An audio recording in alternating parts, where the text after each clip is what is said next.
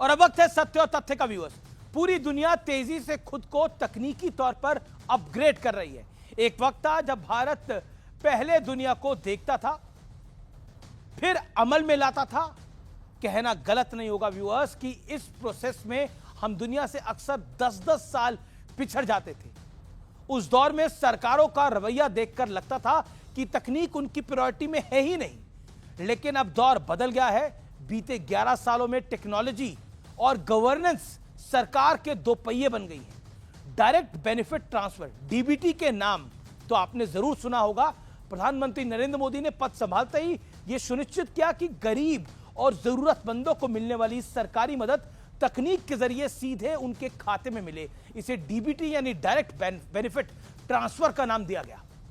वहां से चलते चलते आज भारत उस दौर में आ पहुंचा है जहां दुनिया का टेलीकॉम जायंट यानी एप्पल भारत में अपने फोन्स की असेंबलिंग कर रहा है। और दुनिया की फैक्ट्री कहा जाने वाला चाइना पहले एप्पल का सबसे बड़ा असेंबलिंग नेशन था। तकनीक की दुनिया में भारत आज कहां पहुंच चुका है, इसका अंदाजा इस बात से लगाइए व्यूअर्स। एप्पल ने डोनाल्ड ट्रंप की तरफ से लगाए गए भारी भरकम टैरिफ से बचने के लिए भारत से 600 टन आईफोन की शिपमेंट की है। सही सुना आपने, एप्पल ने भारत से 600 टन आईफोन यानी करीब 15 लाख यूनिट्स भारत से एयरलिफ्ट किए हैं। बीते कुछ दिनों में एप्पल ने भारत में आईफोन के उत्पादन को बहुत तेजी से बढ़ाया है। चेन्नई में फॉक्सकॉन प्लांट में बीते साल 2 करोड़ से ज्यादा आईफोन बनाए गए, जिसमें लेटेस्ट आईफोन 15 और 16 सीरीज भी शामिल है। यह फैक्ट्री अब संडे को भी काम कर रही है, यानी एप्पल भारत को बहुत सीरियसली चीन के विकल्प के तौर पर ले रहा है। काउंटर पॉइंट रिसर्च के मुताबिक अमेरिका में आईफोन के कुल आयात का 5वां हिस्सा भारत से ही आता है। ध्यान देने वाली बात यह है व्यूअर्स कि मोदी सरकार की तरफ से भी एप्पल को पूरा सपोर्ट मिल रहा है। खबर है कि प्रधानमंत्री मोदी के सख्त निर्देश हैं कि एप्पल की पूरी मदद की जाए ताकि तेज कस्टम क्लियरेंस और शिपमेंट में कोई रुकावट ना आए। यानी टेक्नोलॉजी पैरालिसिस के दौर से निकलकर भारत अब टेक्नोलॉजी डेस्टिनेशन बन रहा है। यह देश के लिए बहुत अच्छी बात है और देश की सरकार भी भारत की इस जर्नी में कंधे से कंधा मिलाकर शामिल है ताकि भारतवासियों को ना सिर्फ जीवन आसान मिले बल्कि अर्थव्यवस्था को भी बुलेट ट्रेन वाली रफ्तार मिले। इसलिए ईज ऑफ लिविंग पर ध्यान देते हुए मोदी सरकार एक नया आधार ऐप ला रही है।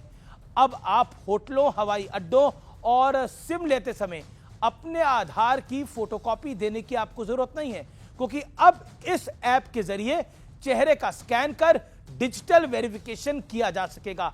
कहानी यहां नहीं रुकती है। भारत ने सैटेलाइट्स की डॉकिंग और अनडॉकिंग की तकनीक भी हासिल कर ली है। इसी साल made in India semiconductor chip launch हो जाएगी। 2030 तक भारत में हर तीसरी गाड़ी इलेक्ट्रिक होगी। एआई का बाजार 2027 तक $10 बिलियन से बढ़कर $22 बिलियन पहुंचने की उम्मीद है। ये कुछ ही गिने चुने उदाहरण हैं, क्योंकि सारे उदाहरण मैं सत्य और तथ्य में आपके सामने नहीं रख सकता, समय नहीं है। लेकिन इससे कहानी का यह निचोड़ निकलता है कि भारत में तकनीक वाली क्रांति की मशाल मोदी सरकार खुद अपने हाथों में लेकर आगे बढ़ रही है। पहले हम दुनिया को फॉलो करते थे, जबकि आज हम सबको रास्ता दिखा रहे हैं। यह बहुत बड़ा फर्क है। फर्क साफ है। हिंदी फिल्म इंडस्ट्री के लेजेंड मनोज कुमार साहब ने रियल लाइफ में यानी फिल्मी लाइफ में एक गाने के जरिए भारत की कहानी सुनाई थी। आज रियल लाइफ में हम कह रहे हैं कि अपना भारत वो भारत है जिसके पीछे संसार चला और आगे बढ़ा है। प्रीत जहां की रीत सदा, मैं गीत वहां के गाता हूं। भारत का रहने वाला हूं, भारत की बात सुनाता हूं।